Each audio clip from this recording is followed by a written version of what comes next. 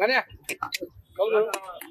एकदा जिल्हा प्रशासन असेल या वाहतूक विभागांना नव्याने अधिसूचना जाहीर करण्यात आलेली का वाटतं वेळोवेळी? मला आता कळतच नाहीये ठाण्यात नक्की चाललंय काय. हा ठाण्यातला तिसरा GR आलाय आणि हा तिसरा GR आहे की पहिले दोन्ही GR रद्द केलेले आहेत. म्हणजे सुरुवातीला परिवहन मंत्र्यांच्या आदेशाने एक GR आला आणि त्या GR नुसार 31 डिसेंबर पर्यंत ठाण्यात हेवी वाहनांना बंदी घालण्यात आली. ही कुठल्याही ठाणेकरांची मागणी नव्हती.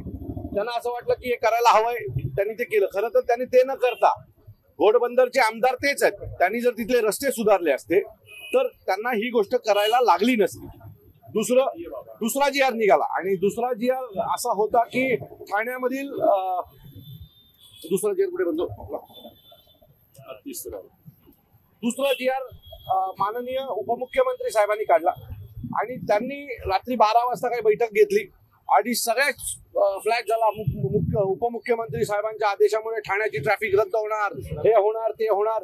आणि त्याच्यानंतर आज तो देखील GR रद्द झाला. 12 ते 6 असा तो GR होता की रात्री 12 ते सकाळी 7च्या दरम्यान हेवी ट्रक ठाण्यात येतील आणि त्याच्यानंतर येणार नाहीत. परंतु त्याचा परिणाम असा झाला की त्याच्या ठाण्यातली ट्रॅफिक कमी झाली, पण पालघर पर्यंत ट्रॅफिक गेली, इथे भिवंडी शहापूर पर्यंत ट्रॅफिक गेली आणि या सगळ्यात एका लहान चिमुरडीला तिचा जीव गमवावा लागला.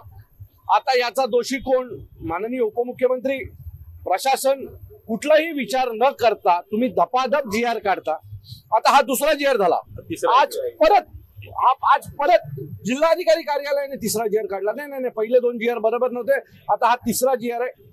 हा तिसरा GR असा आहे की सकाळी 5 ते 11 आणि संध्याकाळी 5 ते 11 या दरम्यान ठाण्यामध्ये हेवी ट्रॅफिक येणार नाही. बरोबर आहे.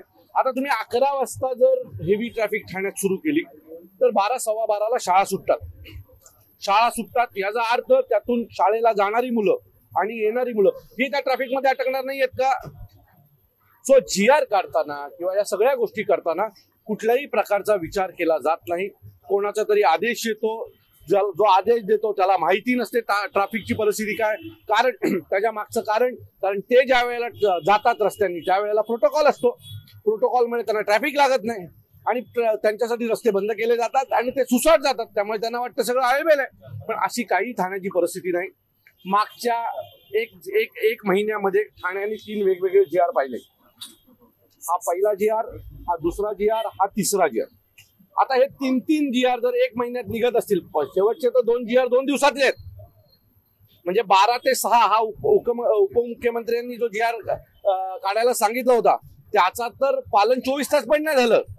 24 तासाच्या आत ठाण्यामध्ये पुन्हा घोडबंदर रस्त्याला हेवी गाड्या दिसायला लागल्या.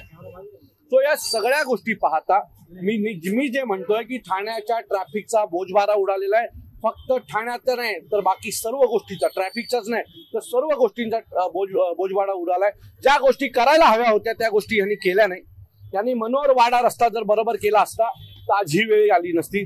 त्यांनी वसई भिवंडी रस्ता जर व्यवस्थित केला असता तर आज ही वेळ आली नसती. घोडबंदरचा रस्ता जरी व्यवस्थित केला असता, तो जरी ट्रॅफिक थोडी फास्ट झाली असती तरी आज ही वेळ आली नसती. कामांचे फक्त टेंडर काढायचे, त्यातून पैसे खायचे, त्या कामाचं पुढे काय होतं हे पाहायचं नाही. म्हणजे वाडा मनोहर रस्ता 30-32 किलोमीटरचा आहे. तो जर तुम्ही करू शकणार नसाल तर समृद्धी 600 किलोमीटरचा पूर्ण झाला. तो आज ज्या वेळेला सगळी शहरं ठाणा बोंबाबोंब करतोय, वसई विरार बोंबाबोंब करतोय, भिवंडी बोंबाबोंब करतोय, त्यावेळेला तुम्हाला जाणवतंय का की असे GR काढले पाहिजेत आणि ते थांबवले पाहिजेत? हा पर्याय नाही. याला प्लॅनिंग असलं पाहिजे. आणि तुम्हाला सांगतो ही ट्रॅफिक या लोकांनी किती प्रयत्न केला तरी पुढची 2-2.5 वर्ष हलताना दिसत नाहीये. कारण तशा प्रकारचं इन्फ्रास्ट्रक्चरचं कामच सुरू नाहीये. ट्रॅफिक हटायला काम तर दिसलं पाहिजे की बाबा चल 2 वर्षांनी ट्रॅफिक हलणार आहे. असं कुठलंही काम अद्याप कुठेही चालू नाही. तो या सगळ्या गोष्टीमध्ये मी प्रशासनाचा आणि राजकीय नेत्यांचा निषेध करतोय आणि त्यांनी हे ज्या GR काढलेले आहेत त्या GRची आम्ही होळी करतोय. आणि याच्या विरोधात मी सर्व ठाणेकरांना अपील करतो की परत एकदा तुम्हाला फसवलं. 12 ते 6चा जो GR आहे तो 1 दिवसासाठीच होता. तो प्रशासनाने पुन्हा रद्द केला. आज संध्याकाळी महाराष्ट्र नवनिर्माण सेनेच्या मोर्चाला तुम्ही सगळेजण मोठ्या संख्येने उपस्थित राहा. ट्रॅफिकचा मोर्चा ठाणे महानगरपालिकेपासून सुरू होणार आहे. तुम्हाला यांना कळलं की ठाणेकर विरोध करत नाही, यांना काय फरक पडत नाही. आपल्याला जो माज दाखवायचा तो दाखवा. आणि या सगळ्या गोष्टीमुळे आज ठाण्याची ट्रॅफिकची परिस्थिती अतिशय भयानक आहे. आणि मी तुम्हाला सांगतो, यात जर आता ठाणेकर रस्त्यावर उतरला नाही तर भविष्याच्या काळात 3 हातनाक्यावरनं आम्हाला घरी यायला 3-3.5 तास लागतील, अशी परिस्थिती या ठाण्याची होईल. सो या सगळ्यांच्या विरोधात आम्ही आता आज या GR ची होळी करतो. मुख्यमंत्र्यांचा दौरा ट्रक टेम्पो फोडण्याचा इशारा तुम्ही दिला होता. आगरपर्यंत जो दौरा होता तो पण देखील आज रद्द करण्यात आलाय. उपमुख्यमंत्री मी ट्रक फोडण्याचा इशारा जो दिला होता तो माझा असा होता की माननीय उपमुख्यमंत्री यांच्या आदेशाचं पालन जर प्रशासन करणार नसेल तर आम्ही ते ट्रक 12च्या आत ठाण्यात दिसले तर ते फोडू. त्याच्यावर पोलीस खात्याने माझ्याकडे 4 दिवसाची वेळ मागितली होती आणि मला सांगितलं होतं की सगळं स्ट्रीम करायला आम्हाला थोडासा वेळ द्या. तो आम्ही प्रशासनाचा मान सन्मान म्हणून आम्ही तो वेळ दिला आणि आज दुसरा GR आला. म्हणजे तिसऱ्या दिवशी, आज तिसरा दिवस आहे, आज तिसऱ्या दिवशी आणखी एक GR आला. म्हणजे 4 दिवसाची माझ्याकडे मुदत मागितली गेली होती आणि तिसऱ्या दिवशी नवीन GR काढला. हे लोक फक्त ठाणेकरांची फसवणूक करतात, याच्या व्यतिरिक्त काय नाही. मी तुम्हाला परत सांगतो, ठाण्यातले जेवढे मोठे कॉम्प्लेक्स आहेत, मोठ्या संस्था आहेत, या सगळ्यांनी एकत्र येणं गरजेचं आहे. पक्ष बाजूला ठेवून या सगळ्याच्या विरोधात एकत्र येण्याची ठाणेकरांची गरज आहे आणि आम्ही रस्त्यावर उतरणारच आहोत. जोपर्यंत आता हा विषय मार्गी लागत नाही ना तोपर्यंत महाराष्ट्र नवनिर्माण सेना याच्या विरोधात रस्त्यावर उतरल्याशिवाय उतरत राहणार. जे काय व्हायचं ते होईल. मला मी हा विरोध करतो म्हणून मला जेलला पाठवायचं आहे, माझ्यावर खोटे गुन्हे दाखल करायचे असेल तर करा, पण ट्रॅफिक हा विषय आता महाराष्ट्र नवनिर्माण सेना सोडणार नाही, एवढं नक्की. महाराष्ट्र नवनिर्माण सेनेचा काही कामकाज आणि उद्घाटन आणि लोकार्पण सोहळ्यामुळे हातचा रद्द जो होता पालघर ते फाउंटन हा दौरा ऐकलं किती रद्द केला. मी पुन्हा सांगतो, ते जाताना त्यांना प्रोटोकॉल असतो, रस्ते मोकळे केले जातात आणि त्यांना पाठवतात. त्यामुळे त्यांना काय कळणार, एक दिवस त्यांनी स्वतःची गाडी काढावी आणि एकटे जावं. मग लोक काय तडफडतात ना ट्रॅफिक मध्ये हे त्यांना कळेल. प्रोटोकॉलनी जाऊन तुम्हाला काय होणार नाही. प्रोटोकॉलनी तुम्हाला सगळं मोकळं करून दिलं जातं आणि जातं. कधीतरी उपमुख्यमंत्री असतील, परिवहन मंत्री एकट्याने स्वतःची गाडी चालवत जावी.